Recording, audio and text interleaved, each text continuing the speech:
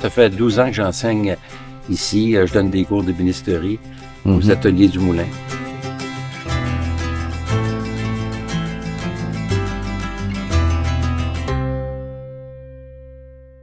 Un des principes les plus importants en ébénisterie, c'est le sens du bois. Qu'est-ce qui se passe si je travaille le bois dans ce sens-là?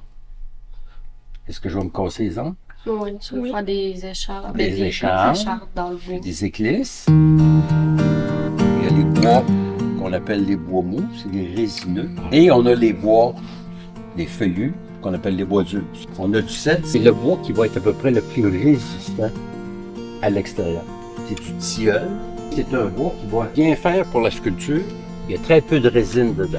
On a du merisier, du frêne, de l'orme, de l'érable, du chêne, du noyer noir. C'est un bois très spécial du Québec. Ça, à quoi ça peut servir? On va le mettre de face, de côté. Chaque petite ligne va compter dessus, au look qu'elle bouge. Je vais prendre une lecture ici qui va être extrêmement précise. Ça s'appelle un rabot.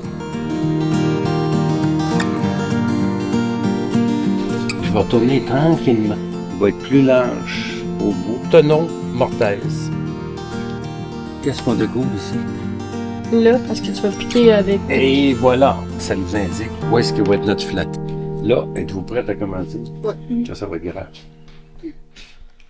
Ça, c'est des protège-oreilles. Ça, c'est très important. Est-ce que c'est toi? Non. Non, pas du tout. Pèse fort.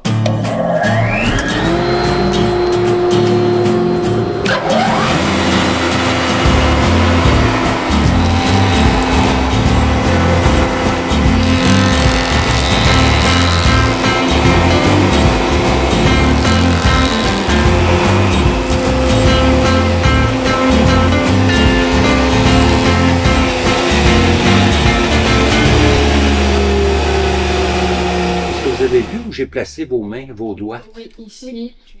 Avez-vous vu que vos 2 pouces étaient en haut et non pas sur le côté parce qu'il y a des couteaux? Vous avez vu l'importance de mettre vos mains à la bonne place?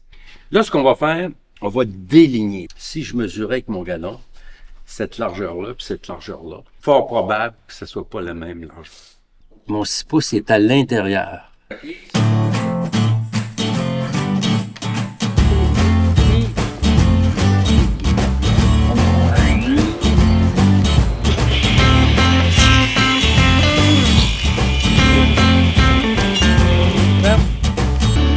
On a une face qui n'est pas faite.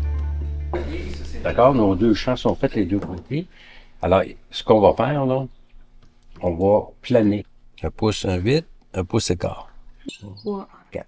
Bon. Là, tu es 1 pouce écart. Si tu es 1 pouce écart, ta planche va passer tout droit. Tu ne l'auras pas raboté.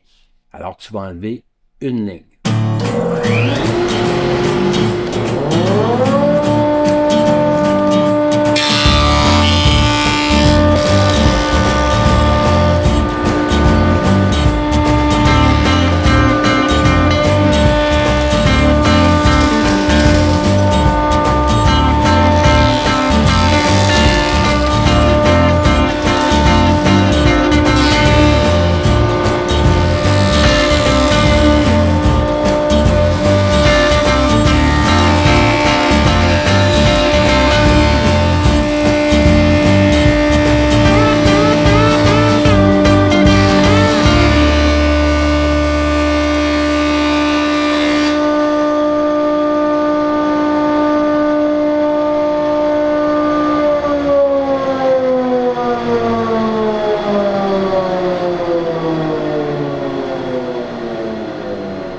Là, ce qu'on aimerait faire, c'est une petite moulure ici.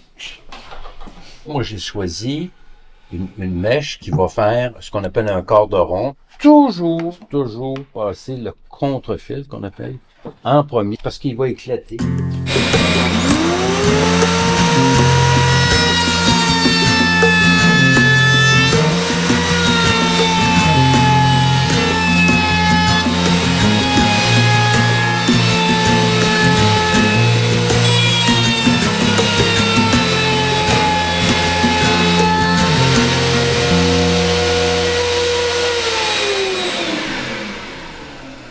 va aller voir le dessin qu'on veut, là. On l'a fait sur la porte. Ben, c'est la même mèche. C'est pas tout à fait ça qu'on a encore. Hein. Nous, on n'a Vous pas la savez. petite encoche. On n'a pas la belle petite encoche, mais on aimerait ça l'avoir. Alors, ce qu'on va faire, on va monter notre mèche. Puis, on va voir qu'est-ce que ça donne. Ça devrait donner la même chose que ça. C'est vrai? Ouais. Ici, là, dans ce corderon-là, il y a déjà un léger épaulement qui est ici. J'essaie d'avoir la même hauteur ici. Si je manque mon coup, parce que j'ai trop monté, je peux plus revenir en arrière. Parce que c'est déjà fait. Ben, mon bois a été enlevé. Pour m'assurer que ça va être beau, on va prendre une pièce de bois qu'on peut jeter à peu près.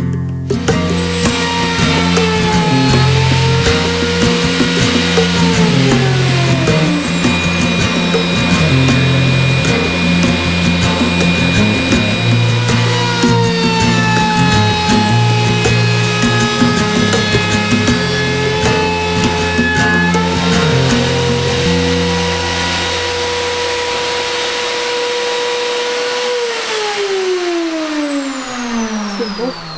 Ouais, on va le sabler après. Bravo les filles, tabarouette!